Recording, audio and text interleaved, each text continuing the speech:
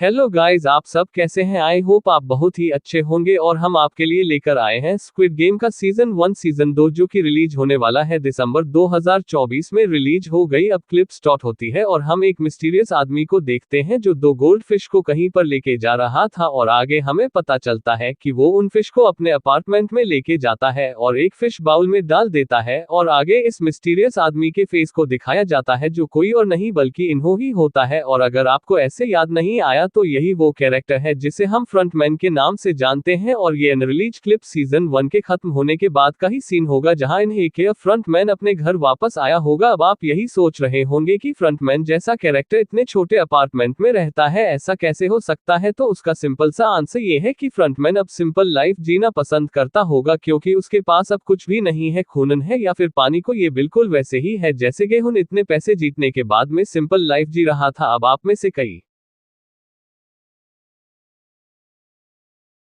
लोग ये सोच रहे होंगे कि ये बैक स्टोरी है और फ्लैशबैक है फ्रंटमैन की, पर ऐसा बिल्कुल नहीं है। इसके बारे में हम आगे बात करेंगे। पहले हम इस सीन को आगे देख लेते हैं। इस सिचुएशन को कहा जाता है फिश इन द बॉल और फिश इन द बॉल का मतलब है कि ऐसी जगह या फिर एक ऐसा मैटर जहां पे किसी को भी प्राइवेसी नहीं मिलती। और यह सिचुएशन इन्हों की लाइफ का हिंट है कि वह कितनी बुरी तरीके से स्क्विड गेम के बीच में फंस चुका है क्योंकि फ्रंटमैन ही वो कैरेक्टर है जो 2015 के गेम का विनर था, पर गेम को जीतने के बाद में किसी भी प्लेयर को ऐसे जाने नहीं दिया जाता, उन पर काफी ज्यादा नजर रखी जाती है। एंड यही सेम सिचुएशन हमने गन के साथ भी देखी है कि गेम जीतने के और इतना पैसा मिलने के बावजूद भी हर वक्त स्क्विड गेम की नजर उस पर बनी रहती है। अगर आपको ये सीन याद हो तो इससे ही हमें पता चल जाता है कि हर प्लेयर के अंदर एक ट्रैकिंग डिवाइस डाला जाता है। So back to the clip. उसके बाद हम एक शख्स को देखते हैं जो इन्हों के अपार्टमेंट के बाहर खड़ा है और उसे देख रहा है, पर उसकी पूरी शक्ल हमें नहीं दिखाई जाती, लेकिन फेस स्ट्रक्चर से तो ये जुनहो ही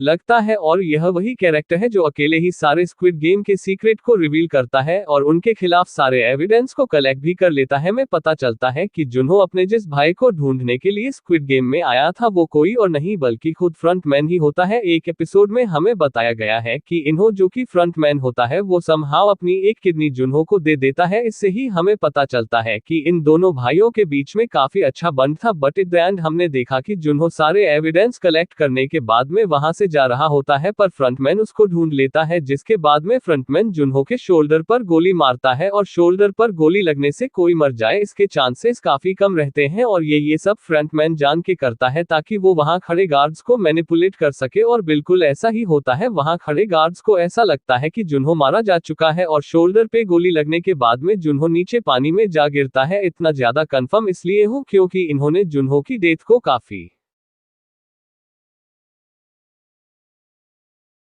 ज्यादा मिस्टीरियस रखा और वो बस इसीलिए कि ये ऑडियंस को और भी ज्यादा क्यूरियस कर सके सीजन 2 के लिए। अब जहां पर फ्रंटमैन जुनहो को गोली मारता है तो थोड़ी देर पहले एग्जैक्ट सेम जगह जुनहो भी फ्रंटमैन को शूट करता है और हमने देखा है कि इन्हों के फ्रंटमैन अभी भी जिंदा होता है। और इस अनरिलीज क्लिप के अकॉर्डिंग हमें सीजन 2 के अंदर फ्रंटमैन की पूरी बैक स्टोरी को दिखाया जाएगा और कैसे वो 2015 का विनर होने के बाद भी अभी भी इस गेम से जुड़ा हुआ है। एंड जुनहो को हम देखेंगे कि कैसे वो स्क्विड गेम की कैसे अपने भाई इन्हो के फ्रंटमैन को आजाद करेगा। और इस बार में जुनहो इस मिशन पर अकेला नहीं होगा, उसका साथ देगा शविन गिनहुन। इन दोनों के साथ होने के हिंट्स हमने सीजन 1 के अंदर भी काफी ज्यादा देखे थे एंड दोनों का एक ही मोटिव है, स्क्विड गेम से रिवेंज लेना। अब इसके साथ में सबसे बड़ा सवाल ये भी आता है कि शगिनहुन वापस से स्क्विड गेम में कैसे एंटर करेगा क्योंकि स्क्विड गेम की नजर तो हमेशा गिनहुन पर बनी हुई है। तो इसका आंसर भी हमें स्क्विड गेम सीजन 1 के एंड में दे दिया गया था जहां हमने देखा था कि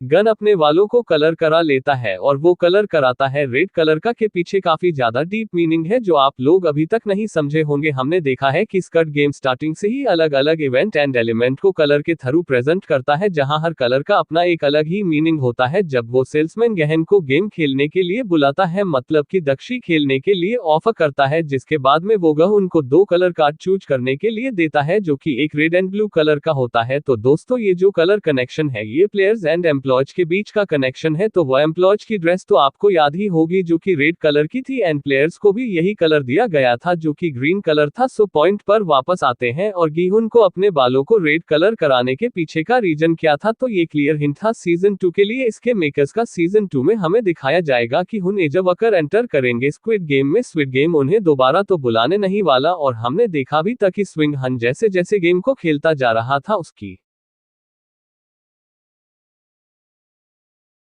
अटैचमेंट और ज्यादा प्लेयर के साथ में बढ़ती जा रही थी, जिसके बाद में वापस स्क्विड गेम में आने के बाद में गहन को पता लगेगा कि जितना आसान ये लग रहा था उतना है नहीं। स्क्विड गेम का पर्दाफाश करना इतना आसान नहीं है, इसकी जड़ें पूरे वर्ल्ड में फैली हुई हैं। लोगों को मैनिपुलेट करके स्क्विड गेम में एंटर कराया जाता है एंड पैसों का लालच देकर उन्हें मजबूर किया जाता है गेम कंटिन्यू रखने पर। वैसे ही अदर कंट्रीज में भी इन गेम को खेला जा रहा है और विनिंग अमाउंट का लालच देके उन्हें गेम्स में मारा जा रहा है। और कुछ गेम्स का हिंट हमें पहले ही सीजन में मिल भी चुका है। इस सीन में गहन सेल्समैन से कुछ गेम्स के नाम भी लेता है जो हमें अभी तक स्क्विड गेम में नहीं दिखाए गए। पहली गेम होती है बशचक, इसमें एक पत्थर को अपनी बॉडी पे रख के फिनिश लाइन को पार करना होता है, पत्थर के गिरने पे आप एलिमिनेट हो जाते हैं। तो दूसरी गेम थी गोंगी, इस गेम को इंडिया में भी खेला जाता है एंड मोस्टली पसंद ने अपने बचपन में इस गेम को जरूर खेला होगा। एंड नेक्स्ट गेम जो गहन बताता है वो है तूहू। ये कोरिया में काफी ज्यादा पॉपुलर गेम है और इसके काफी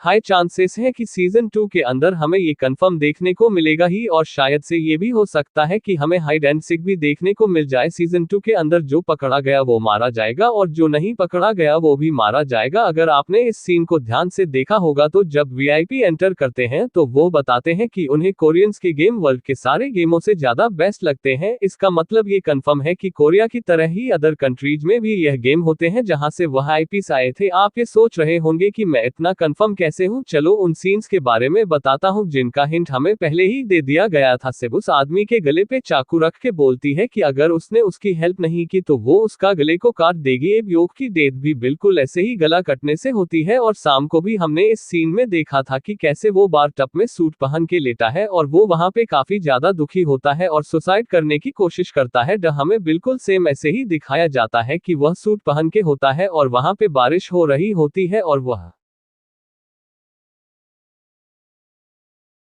अपने गले पर चाकू मार के सुसाइड कर लेता है। और नेक्स्ट दिन है इनोसेंट प्लेयर अली का, जो कि अपने मालिक से पैसे का बैग चोरी करके भागता है और होता भी बिल्कुल ऐसे है कि सीवॉक भी उससे पैसे का बैग चोरी करके भाग जाता है। और अगले सीन में हमने देखा था कि डॉक्स ने ब्रिज से जंप की थी और हुआ भी बिल्कुल ऐसा ही था, वो ब्रिज से ही गिर के मरा था। यहाँ आपके माइंड में ये क्वेश्चन आ रहा होगा कि जब सारे प्लेयर अपने घर वापस आ जाते हैं तो कैसे स्क्विड गम उन्हें वापस से ढूंढ भी लेता है, सबको दूसरा मौका देने के लिए उन्हें काट देता है जबकि कि वो अपने घर से काफी दूर भी होते हैं। तो इन सब का सिंपल सा आंसर यह है कि उन सब के अंदर ट्रैकिंग डिवाइस को इंस्टॉल किया गया था, क्योंकि प्लेयर काफी ज्यादा इंपॉर्टेंट होते हैं और हर एक प्लेयर पे नजर रखी जा सके। एंड ये एक माइनस सी डिटेल है जो आप लोगों ने मिस कर दी होगी। आपको 001 कैरेक्टर का नाम तो याद ही होगा जो मास्टर माइंड था पूरे के पूरे गेम का। ओल नाम तो कोरिया में सरने पहले लिखा जाता है इसलिए उसका सरनेम होता है ओ, और गन की माँ के कार्ड पे भी सरनेमो ही लिखा होता है। अब ओल नाम और गीहुन